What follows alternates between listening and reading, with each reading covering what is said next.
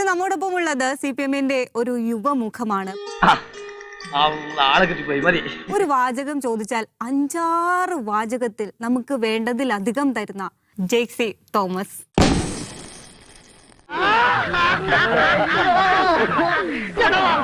കോട്ടയത്തെ ഒരു ഭാഷയിൽ നിന്ന് വളരെ വ്യത്യസ്തമാണ് ജയിക്കുന്ന ഭാഷ. കുറച്ച് അച്ചടി എവിടേക്കോ ഉള്ളതുപോലെ. വാക്കുകൾ കൊണ്ട് അമ്മാനമാടി വളർന്നവനാണ് ഈ പിണ്ടിമന പോൾരാജ്. മണിയാശാൻ സംസാരിക്കുന്നത് പരിപൂർണമായി ഒരു നാട്ടിൽ നിന്നുകൊണ്ട്, ഒരു കവലയിൽ നിന്നുകൊണ്ട് 3-4 പേരോട് സംസാരിക്കുന്ന അതേ ശൈലിയിലാണ് അദ്ദേഹം പലപ്പോഴും രാഷ്ട്രീയം പറയാറുള്ളത്.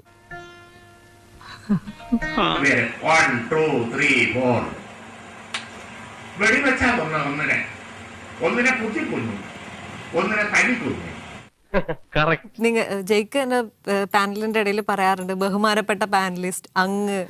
അതെ പേരെടുത്ത് പരാമർശിക്കുന്നത് പോലും അവരെ വേദനിപ്പിക്കാൻ സാധ്യതയുണ്ടോ എന്നുള്ള ഒരു സ്വാഭാവിക ചിന്തയുടെ ഭാഗമായിട്ടാണ് എന്തൊരു എളിമ, എന്തൊരു വിനയം. അതിന്റെ ഭാഗമായിട്ടാണ് ഞാൻ പാനലിസ്റ്റ് അല്ലെങ്കിൽ അങ്ങ് എന്ന് വിളിക്കാറുള്ളത്. നല്ല തങ്കപ്പെട്ട സ്വഭാവം. അങ്ങനെ ഹേർട്ട് ആവാതിരിക്കാനാണോ ചിലപ്പോഴൊക്കെ നമ്മൾ ചാനൽ ചർച്ചയൊക്കെ ഇങ്ങനെ ചൂട് പിടിക്കുമ്പോൾ ബഹുമാനപ്പെട്ട സഹപാനലിസ്റ്റ് തോന്നിവാസം പറയരുത്? അതന്നത്തെ ചോരത്തിളപ്പിന് ഞാനങ്ങനെ തോന്നിയാസം പറയരുതെന്ന് പറഞ്ഞിട്ടുള്ള ഞാൻ പരമാവധി ഇങ്ങനെ വാക്പ്രയോഗങ്ങളൊക്കെ പരമാവധി ശ്രദ്ധിക്കാൻ ശ്രമിക്കാറുണ്ട്. എന്തരാണെന്ന് അറിഞ്ഞൂടാ, ഇടയ്ക്കിടയ്ക്ക് ഉള്ളിക്കിടക്കണ ഫ്രാഡുകൾ പുറത്തോട്ട് തള്ളിക്കാറ് വരും. കയ്യിന്ന് പോയിട്ടല്ല ഇൻസ്റ്റൻസ് അങ്ങനെ പോയണമാണ് ഈ പൊളിറ്റിക്കലി തന്ത എന്നൊരു വേർഡ്. അല്ല, അത് അങ്ങനെയല്ല ഞാൻ പറഞ്ഞത്. അതായത് പറഞ്ഞിട്ടില്ല. ആനയെ കുറിച്ച് പറയുമ്പോൾ ചേനയെ കുറിച്ച് പറയുന്ന ഒരാളാണ് ജയിക്കുന്നുള്ള ഒരു പൊതുവെ ഒരു വിമർശനം. ഇത് സത്യസന്ധമായിട്ടുള്ള കാര്യമാണ്. ഒറ്റ വാക്കിൽ ഇത് പറഞ്ഞ് വളരെ സിമ്പിൾ ആയിട്ട് പറഞ്ഞ് അവസാനിപ്പിക്കേണ്ട കാര്യം ഈ 5 വാചകങ്ങൾ എന്തിനാണ് ജയിക്ക് ഇങ്ങനെ വലിച്ചു നീട്ടുന്നത്? 5 വാചകത്തിൽ പറയുന്നു എന്നൊരു വിമർശനം അല്ലെങ്കിൽ അങ്ങനെ ഒരു കാര്യം എന്നെ സംബന്ധിച്ചിട്ടുണ്ടെങ്കിൽ ഞാൻ പരിശോധിക്കേണ്ടതാണ്. വീണ്ടും വിചാരം നിനക്ക് കുറച്ച് കൂടി പോയിട്ടുണ്ടോ എന്ന് ഞാനും സംശയിക്കുന്നു. നോക്കാറില്ല. ഇല്ലാത്തത് കൊണ്ടാണ് ഇങ്ങനെ വളച്ചു കെട്ടുന്നത് എന്നൊരു വർത്താനം ഉണ്ടോ?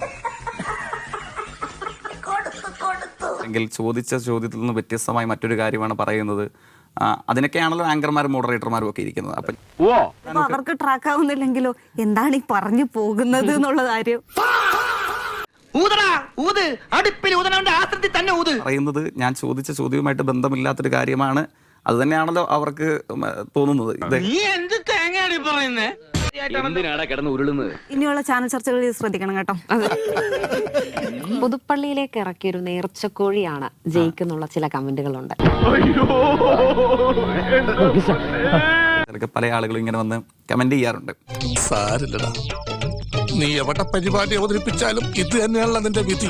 ഈ തെരഞ്ഞെടുപ്പ് റിസൾട്ടൊക്കെ ഇച്ചിരി ഗൗരവത്തോടെ വിലയിരുത്തുന്ന ആളുകളെ സംബന്ധിച്ച് എനിക്ക് തോന്നുന്നില്ല ഒരു നേർച്ചക്കോഴി എന്ന പ്രയോഗത്തിന് യാഥാർത്ഥ്യവുമായി ബന്ധമുണ്ടെന്ന് എനിക്ക് തോന്നുന്നില്ല. ഉമ്മൻചാണ്ടിയുടെ മകനോട് ഏറ്റുമുട്ടി തോൽക്കാൻ ഇനി ഒരു ബാല്യം തനിക്ക് ബാക്കിയില്ല എന്ന് തിരിച്ചറിഞ്ഞ് ഉമ്മൻചാണ്ടിയെ തോൽപ്പിക്കും എന്ന് വെല്ലുവിളിച്ച് നടന്ന ജയിക്ക് എന്ന ചതുരപടവുകാരനായ കമ്മ്യൂണിസ്റ്റുകാരൻ ഇക്കുറി മത്സര രംഗത്ത് നിന്ന് പിന്മാറിയിരുന്നത് നേരത്തെ വാർത്തകളിൽ വന്നിരുന്നു. 12 ആനി അതിന്റെ തോറ്റും തരാന്നാലും ഇനി അങ്ങോട്ട് ഞാനില്ല, പോയോടത്തോളം മതിയായി. അപ്പം ഉമ്മൻചാണ്ടിയെ വിറപ്പിച്ച ഒരു SFI-കാരനായിട്ട് ജയിക്ക് സ്വയം അടയാളപ്പെടുത്തുന്നുണ്ടോ?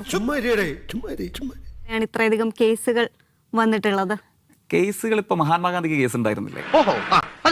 മഹാത്മാഗാന്ധി കോളേജ് അടിച്ചു പൊട്ടിച്ച കേസിലല്ല പോയത്. ചെറിയ വട കൊടുത്ത് വലിയ വട വാങ്ങിച്ചു. ഒരു വധശ്രമത്തിന് കേസ് ഉണ്ടായിരുന്നില്ലേ? വധശ്രമത്തിന് 1-2 കേസ് ഉണ്ടായിരുന്നു. വളരെ കുറഞ്ഞു പോയല്ലോ ചേട്ടാ. വധശ്രമത്തിന് 1-2 കേസ് ഉണ്ടായിരുന്നു.